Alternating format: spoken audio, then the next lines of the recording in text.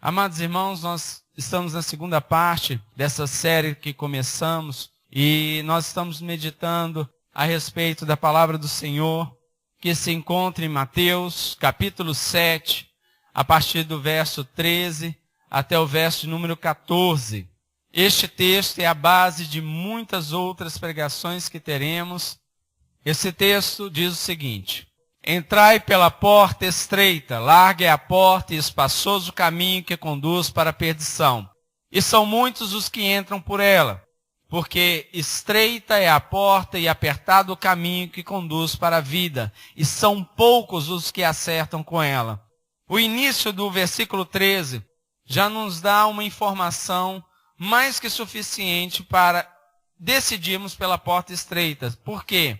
É uma palavra do Senhor. Jesus diz àqueles que estavam ouvindo, dizendo, entrai pela porta estreita. Se tivesse um ponto ali, seria mais que suficiente. Devemos decidir pela porta estreita. Mas ele queria explicar, nos mostrar quais são as consequências da escolha dessa porta. E ao mesmo tempo que essa não era a única porta. Havia mais de uma porta a ser apresentada ao longo da vida. Mas ele está nos dizendo, a porta estreita é a que eu quero que vocês escolham. Mas também não significa que é a mais fácil. Também não significa que seja a mais confortável. Mas o Senhor nos diz, escolha a porta estreita. Diante dessas opções, nós temos a opção entre uma e outra. Quando escolhemos uma, nós temos as consequências da escolha daquilo que estamos escolhendo. Se escolhemos a estreita, nós sabemos que é a escolha que o Senhor havia nos dito. E quando escolhemos a larga, nós teremos também essa consequência. Quando escolhemos a porta, estamos também escolhendo o caminho.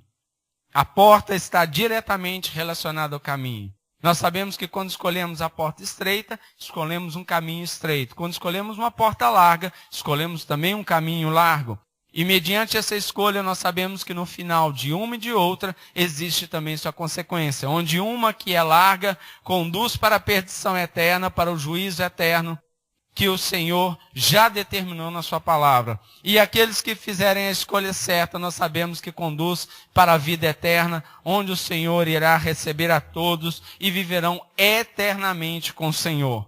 Também nós sabemos, conforme este mesmo texto, que poucos são os que passam pela porta estreita, mas são muitos os que escolhem, que têm escolhido a porta larga, porque ela é mais fácil e ao mesmo tempo ela é atrativa conforme a concupiscência da carne. Queridos, diante disso nós entendemos, nessa palavra que nós temos ali, neste texto, um início, um meio, um fim. O início é a porta, o meio é o caminho, o fim é a consequência da nossa escolha. Ele pode ser tanto para o bem quanto para o mal.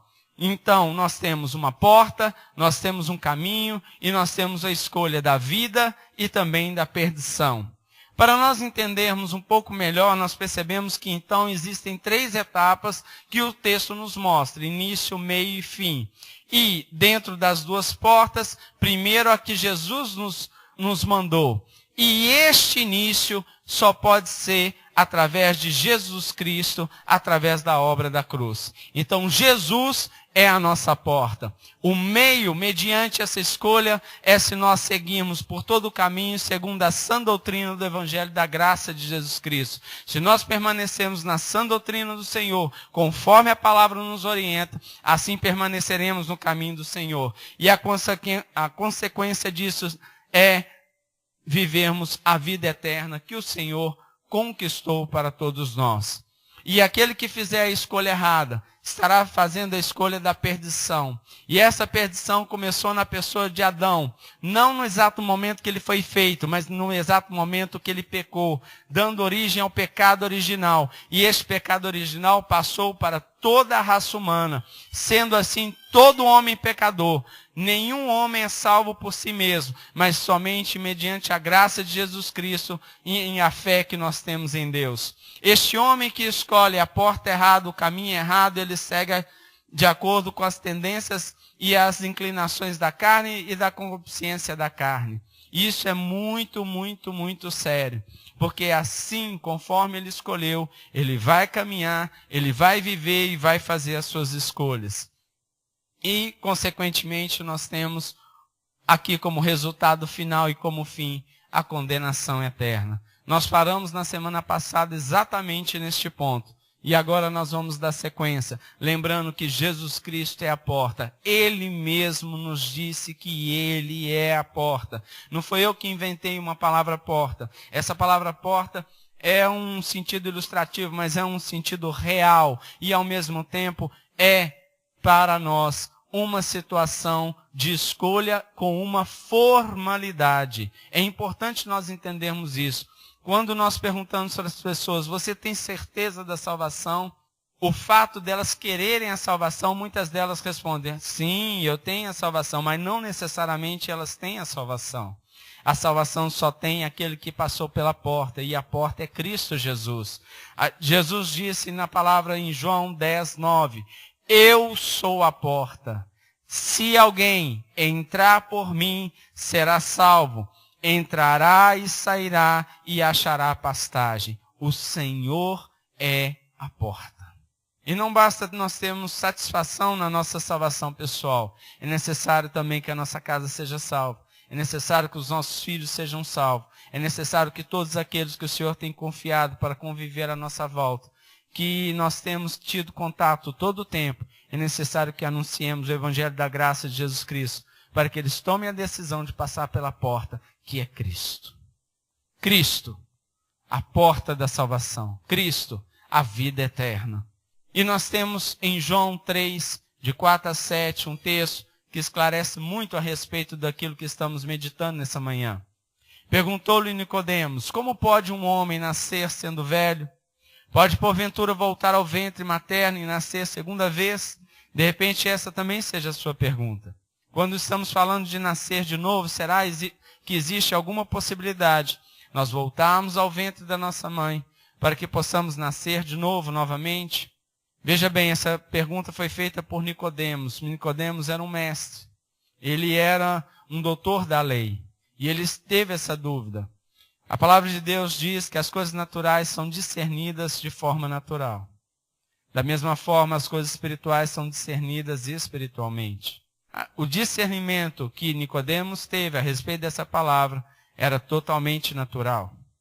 Mas o discernimento que nós temos dessa palavra, através da revelação do Espírito Santo de Deus, ela é espiritual. E aqui o Senhor nos mostra a respeito de um novo nascimento.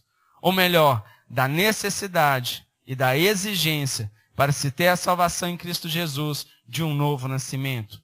E como se tem este novo nascimento espiritual? O que diz no verso 5? Respondeu Jesus, em verdade te digo, quem não nascer da água e do Espírito não pode entrar no reino de Deus. Então, nascer de novo, através da água que é simbolizada espiritualmente pela presença do Espírito de Deus, e a pessoa de Jesus Cristo não pode entrar no reino de Deus. Então existe uma entrada oficializada, existe uma entrada formalizada. A pergunta é, você já entrou? Você já passou por essa porta? Você tem certeza que já passou por essa porta? Pois essa porta é única, e essa porta se chama Jesus. Verso 6. O que é nascido da carne é carne, assim como todos nós já fizemos, já nascemos, nós temos uma data de nascimento, nós comemoramos um aniversário. Essa é a data do nascimento natural de cada um. Mas aqui no texto Deus está mostrando a respeito de um nascimento espiritual. E claro, da necessidade de se nascer de novo. E o que é nascido do Espírito é Espírito. Não te admires de eu te dizer, importa-vos nascer de novo. E essa palavra não é só para Nicodemos. Essa palavra é para cada um de nós. Todos nós devemos saber que dia que nascemos de novo. Eu disse na semana passada e repito, aquele que nasceu de novo sabe o dia e a hora que nasceu de novo. Porque é um momento único na nossa vida. É um momento muito especial. Acontece algo sobrenatural neste momento. E nós passamos a ser pertencentes de Deus de uma maneira especial. Passamos a ser filhos de Deus. Deixamos de ser criaturas de Deus e passamos a ser filhos de Deus. Isso faz toda a diferença. Passamos a ser cidadão do céu. E isso nos traz uma identidade única, porque passamos a ser propriedades exclusivas de Deus, porque Jesus morreu na cruz para nos comprar com o seu sangue, e foi um alto preço, porque foi morte de cruz. E essa é a obra redentora do Senhor. Lucas 3,38 nos diz: Cainã, filho de Enos, Enos, filho de Sete, Sete, filho de Adão, filho de Deus. De todos os homens da terra, o único que era filho de Deus no princípio era Adão. Essa é a genealogia que está registrada em Lucas, genealogia de Jesus Cristo. De todas as genealogias registradas na palavra de Deus, somente a de Lucas aponta que Adão era filho de Deus. Mas ele perdeu esse privilégio quando ele pecou contra Deus. Quando ele pecou contra Deus, ele não foi mais e nem passou a ser mais filho de Deus. Passou a ser criatura de Deus e passou a carecer da salvação por meio de Cristo Jesus, que seria possível somente pela fé e a fé em Deus. Adão perde a condição de filho por causa do pecado e introduz na humanidade o pecado original. Todos os homens da terra, todos os homens que eu digo, toda a humanidade, homens e mulheres, todos passaram a ter o pecado original herdado por Adão, tirando de toda a humanidade a condição de filho. Como resultado, todos passaram a ser criaturas de Deus. Eu sei que todos querem ser chamados como filhos de Deus, mas a questão é, você é chamado pelo próprio Deus de filho? Uma coisa é chamar Deus de pai, outra coisa é ser chamado pelo Pai de filho. É isso que nos garante a vida eterna. Muitos querem ser e dizem, não, eu também sou filho de Deus. Nós ouvimos isso muito no nosso país. Mas a questão é, a palavra de Deus, que é a verdade, nos diz que a filiação só é possível através de Cristo Jesus. Não só aquele que tem conhecimento, mas aquele que decide confessar Jesus como o único Senhor e Salvador da sua vida. E também confessa os seus pecados, se arrepende e segue a Jesus. Sabendo que Jesus é a porta, Ele também é o caminho e Ele vai nos levar para a vida eterna. Esta é a palavra do Senhor.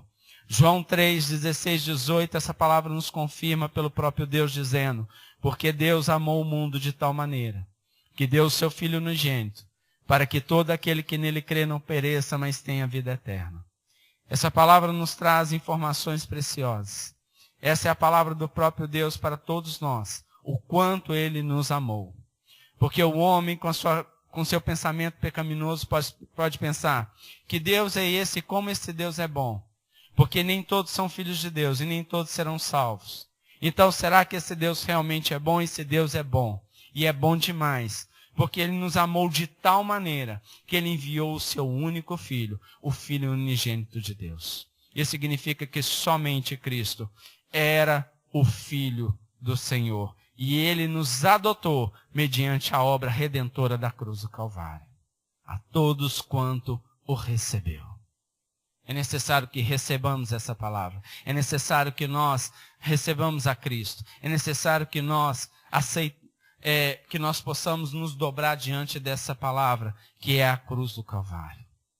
A cruz traz a redenção, a cruz traz a vida eterna. Essa é a mensagem do Senhor. Porquanto Deus enviou o seu Filho ao mundo. Lembrando que o Senhor foi enviado ao mundo, não tendo Ele pecado algum, se fazendo pecado por nós. Não para que julgasse o mundo, para que o mundo fosse salvo por Ele. Oh, que amor é esse! Quem nele crê não é julgado. O que não crê já está julgado. Porquanto não crê no nome do unigênito Filho de Deus, é condenação eterna. Bendito seja o Senhor, porque tem nos anunciado esta palavra, tem nos revelado essa palavra, que outrora estava oculta aos olhos e o conhecimento do homem.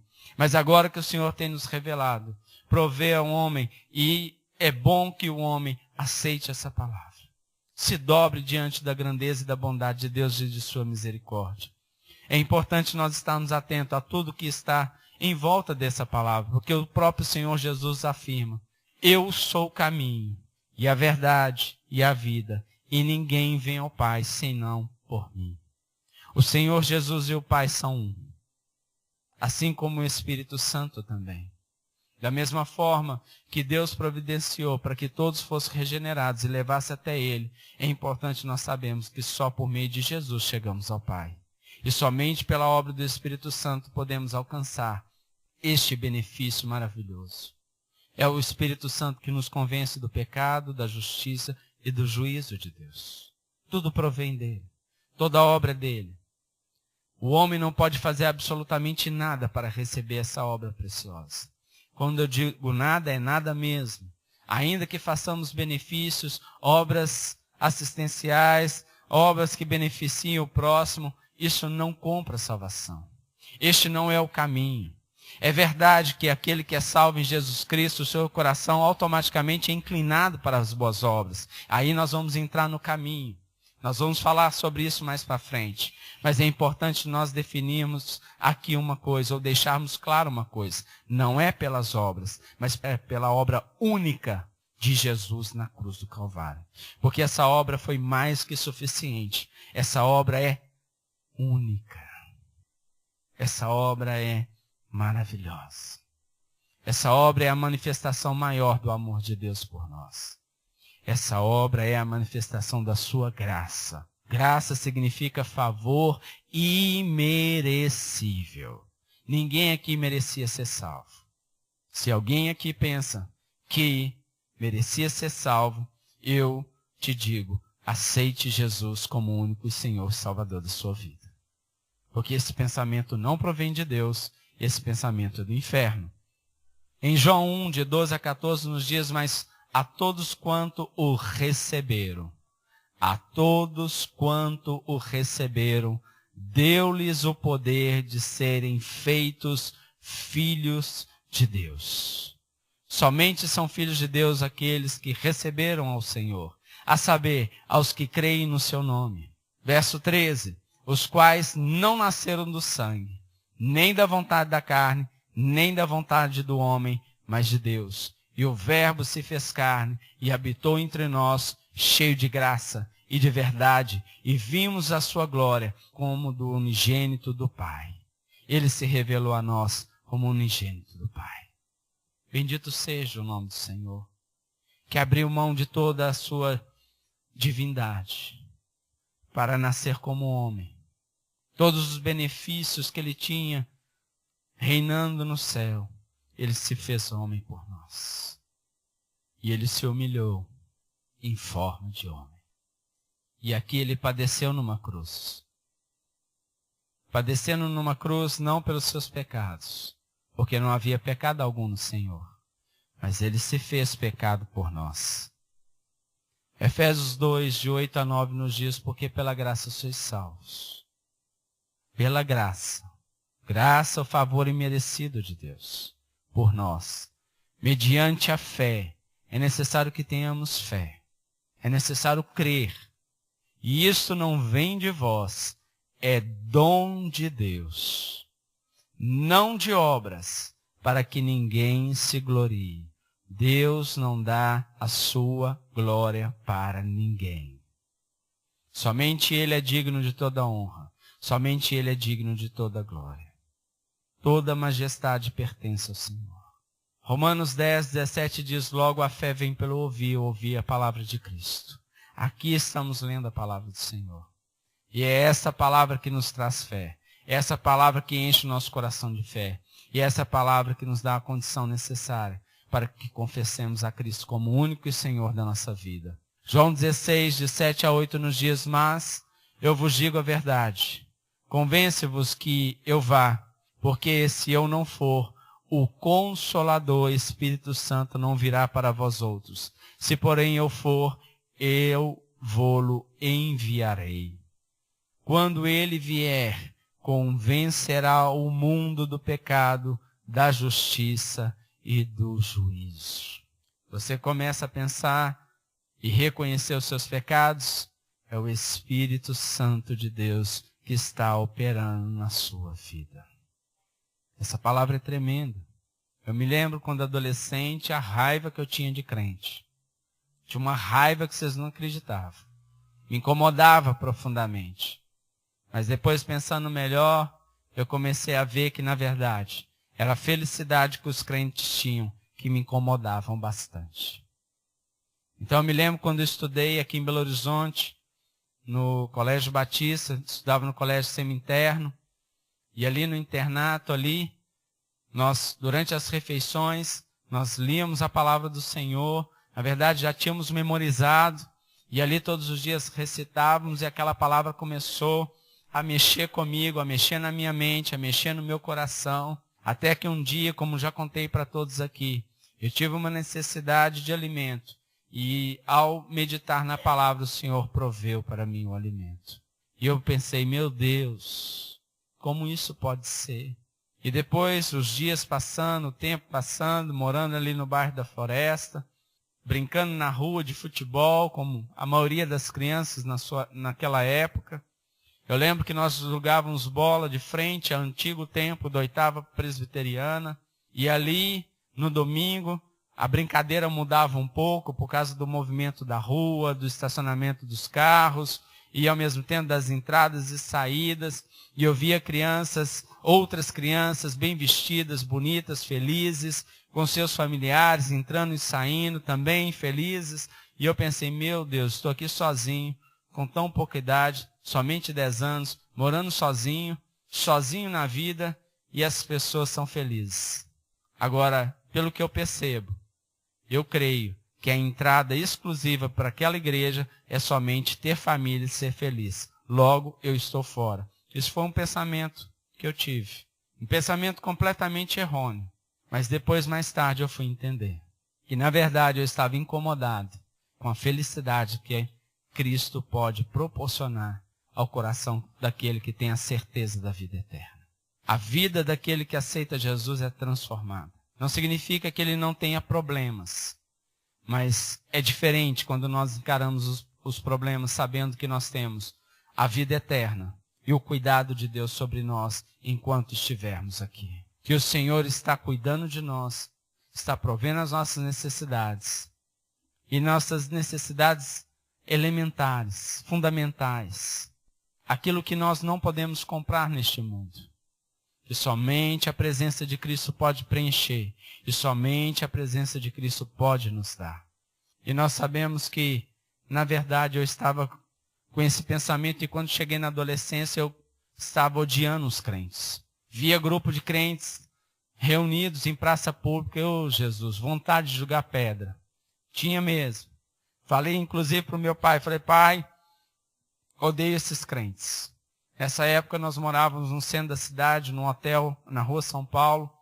E debaixo do hotel, na praça, ali na Praça 7, os crentes de tarde, guitarra na altura, e eu desesperado, querendo dormir depois do almoço.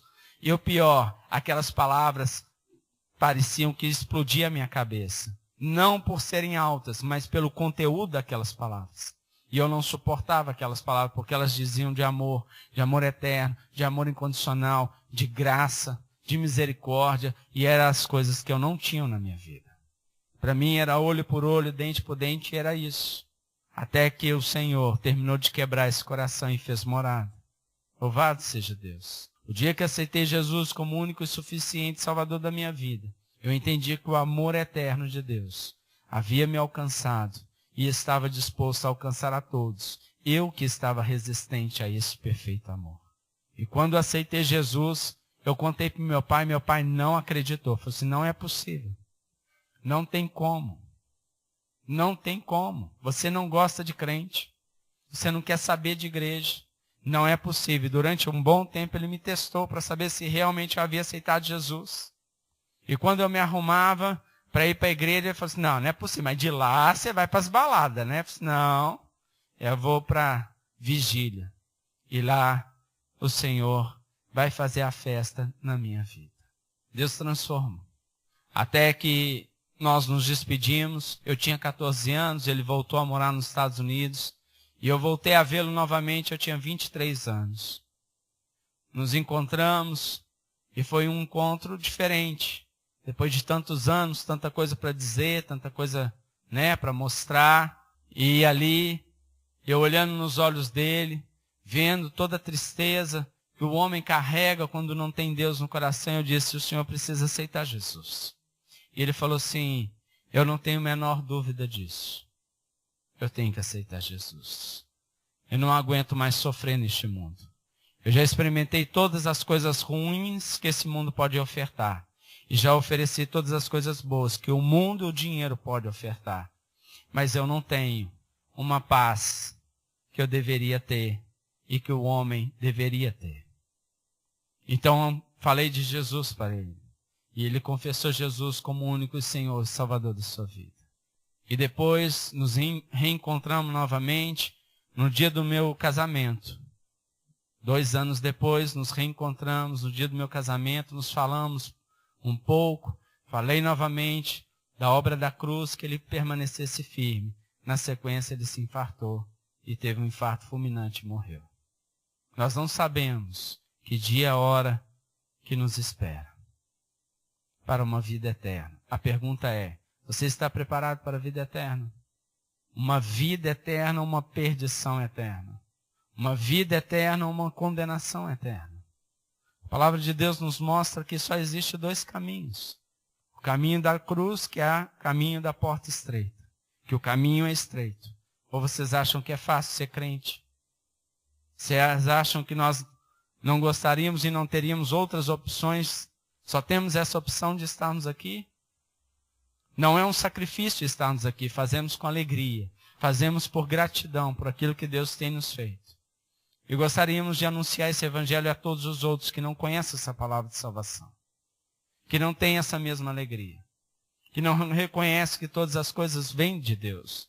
E que o seu amor maravilhoso e incondicional, a ponto de enviar o seu Filho Jesus Cristo para morrer na cruz, no nosso lugar.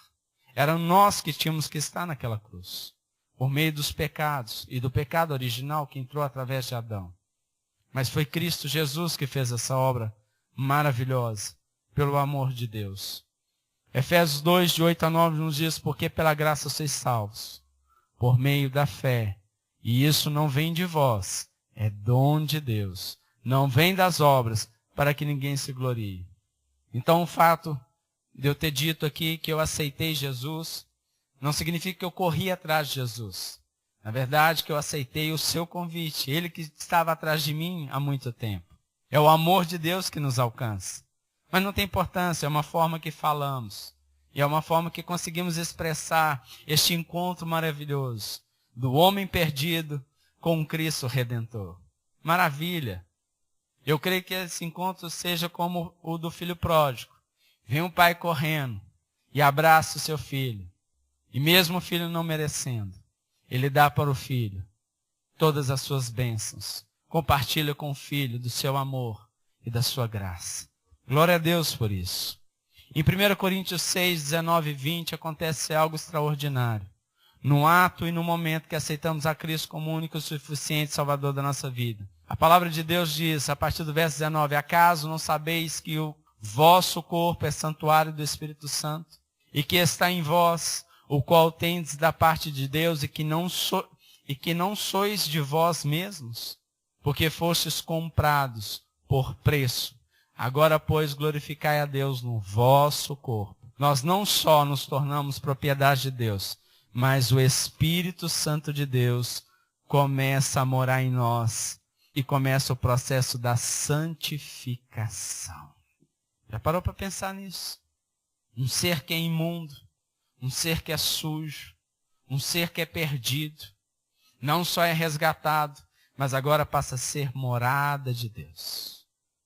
Deus não habita em templos feitos por mãos humanas. Deus não está neste lugar, está em nós, que já aceitamos a Cristo como o único e suficiente Salvador da nossa vida.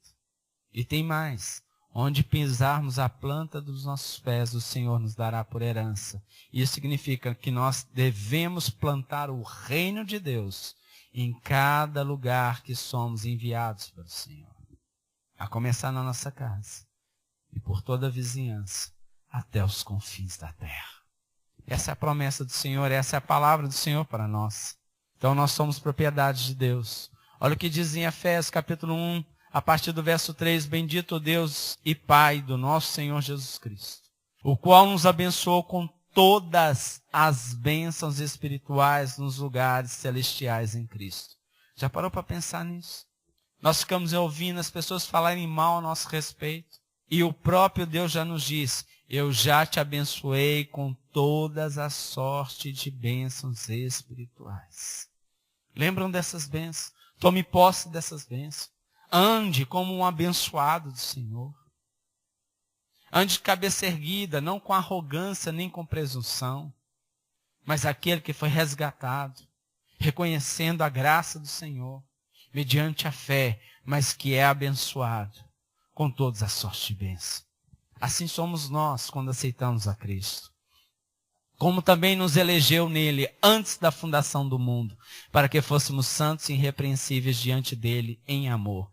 Primeiro, ele nos elegeu, nos predestinou antes da fundação do mundo. Deus sabe de todas as coisas. Com qual propósito? Para sermos santos e irrepreensíveis. Uma vez que somos habitação do Espírito Santo, nós devemos andar de forma digna, conforme o Evangelho nos diz. Não é que nós somos dignos do Evangelho, de forma nenhuma, senão iria contrariar tudo aquilo que eu disse. Mas nós devemos andar de forma digna do Evangelho. Isso significa, nós devemos dar o bom testemunho de Cristo a respeito de todas as coisas.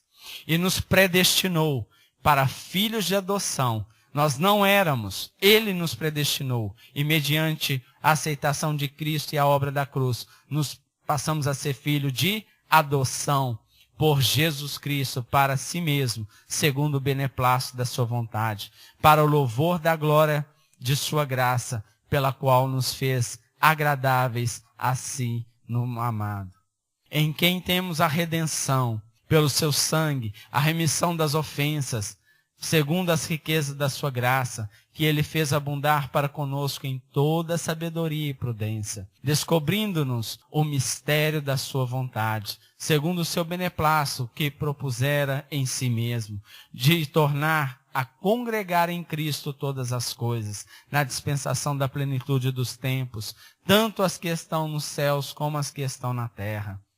Nele digo, em quem também vós também fomos feitos herança, havendo sido predestinados, conforme o propósito daquele que faz todas as coisas, segundo o conselho da sua vontade, com o fim de sermos para louvor da sua glória, nós os que primeiro esperamos em Cristo, em quem também vós estáis, depois que ouvistes a palavra da verdade, o evangelho da vossa salvação, e tendo nele também crido, fostes selados com o Espírito Santo da promessa. Nós somos selados. Selados. Nós temos um selo. Toda a multidão de testemunha que está a nosso redor, tanto naturais como espirituais, enxerga em nós o selo do Espírito Santo. E sabe o que significa esse selo? Propriedade exclusiva do Deus vivo e poderoso. Ninguém pode tocar. E às vezes andamos tão cabisbaixo. Oh, meu Deus! Oh, Jesus! Somos selados. Propriedades exclusivas de Deus. Podemos passar o que for, a dificuldade que for. Somos de Deus. E vivemos para Ele. Essa é a vontade do Senhor. O qual é o penhor da nossa herança, para a redenção da possessão adquirida, para o louvor da sua glória. Colossenses, olha o que Deus, este é o último texto. Olha o que Deus fez por nós. Colossenses 1, a partir do verso 13. Ele nos libertou do império das trevas. Aceitar Jesus, passar pela porta, também implica em nos tirar e nos libertar do império das trevas. E nos transportou para o reino do Filho do seu amor. Para onde Deus nos levou? Para o reino do céu. Estamos aqui, somos daqui? Não somos daqui. Estamos aqui.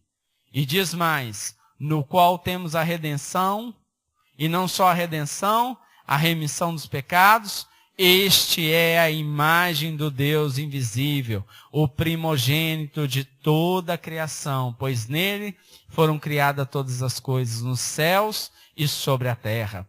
As visíveis e as invisíveis, sejam tronos, sejam soberanias, quer principados, quer potestades. Tudo foi criado por meio dele e para ele. Ele é antes de todas as coisas. Nele tudo subsiste. Ele é a cabeça do corpo, da igreja. Ele é o princípio, o primogênito de entre os mortos, para em todas as coisas ter a primazia. Porque aprove a Deus que nele residisse toda a plenitude, e que, havendo feito a paz pelo sangue da sua cruz, por meio dele reconciliasse consigo mesmo todas as coisas, quer sobre a terra, quer nos céus. E a vós outros também, que outrora eres estranhos e inimigos no entendimento pelas vossas obras malignas, agora, porém, vos reconciliou no corpo da sua carne, mediante a sua morte, para apresentar-vos perante ele santos, inculpáveis e irrepreensíveis, se é que permaneceis na fé, alicerçados e firmes, não vos deixando afastar da esperança do evangelho que ouvistes e que foi pregado a toda criatura debaixo do céu, e do qual eu, Paulo, me tornei ministro. Essa é a palavra do evangelho da graça de Jesus Cristo. Que um dia eu aceitei, e um dia muitos de vocês já aceitaram. Essa é a palavra de salvação. Esta é a palavra de vida eterna. Essa é a porta estreita. Neste momento eu peço que a igreja de Jesus Cristo esteja em oração. Eu quero convidar a todos aqueles que ainda não se decidiram pela porta estreita, que ainda não confessaram Jesus como o único e suficiente Salvador da sua vida, que ainda não fez a decisão pela vida eterna. Aquele que ainda teme pelo caminho estreito, mas mediante a palavra revelada do Senhor, foi encorajado e sabe que o Senhor fez todas as coisas e que Ele já nos escolheu antes da fundação do mundo, para que não sejamos julgados e condenados pelos nossos delitos e pecados, reconhecendo que somos pecadores, reconhecendo que somos falhos, reconhecemos que andamos segundo as inclinações da carne e por essa razão não temos a convicção, a plena certeza da vida eterna. Por isso, você que ainda não tem essa certeza, eu te convido a confessar e a arrepender dos seus pecados. Confessar a Jesus como o único e suficiente Salvador da sua vida, para que seus pecados sejam lavados, para que a sua vida seja redimida, para que você saia de forma definitiva do mundo das trevas e seja transportado para o reino do Filho do amor de Deus. E que você possa ser a partir de então a habitação do Espírito Santo. E o Espírito Santo comece a fazer o processo de santificação na sua vida. Eu quero orar por você que ainda não aceitou Jesus como Salvador. Mas para isso eu preciso que você levante a sua mão. E ao levantar a sua mão, eu vou saber que você está se decidindo por Cristo. Todos que são salvos em Cristo Jesus já fizeram isso. Mas hoje a palavra de Cristo se revelou a você. É a sua vez, é a sua hora. Pare de se incomodar com aquilo que os outros estão pensando a seu respeito.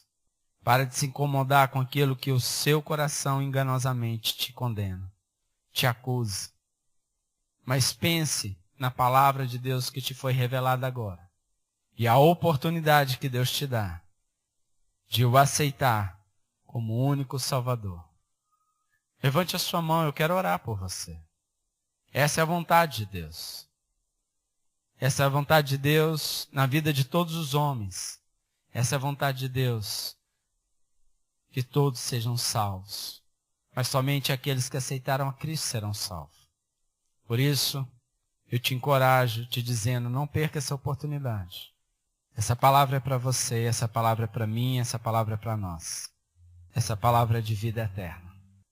Querido Deus e Pai, que o Espírito Santo de Deus, que nos convence do pecado, da justiça e do juízo, esteja dia após dia, trabalhando na nossa vida a respeito de todas as coisas, para que em Cristo Jesus possamos ser irrepreensíveis na Tua presença. Senhor, tem de misericórdia. Isso não vem de nós, vem de Ti. Essa obra é Tua, porque o homem não tem nada se do céu não lhe for dado. Senhor, nós carecemos de Ti e reconhecemos o Teu amor, a Tua grandeza. Senhor, nós temos ouvido a Tua palavra, mas que a Tua palavra também seja pregada nas nossas casas, na casa das pessoas que o Senhor tem nos levado, por todo o caminho, que anunciemos a palavra da salvação, o evangelho da graça, e que Teu amor alcance a todos, para a honra e louvor do Teu santo nome. Eu te dou mais essa oportunidade de levantar a sua mão, para que eu ore por você.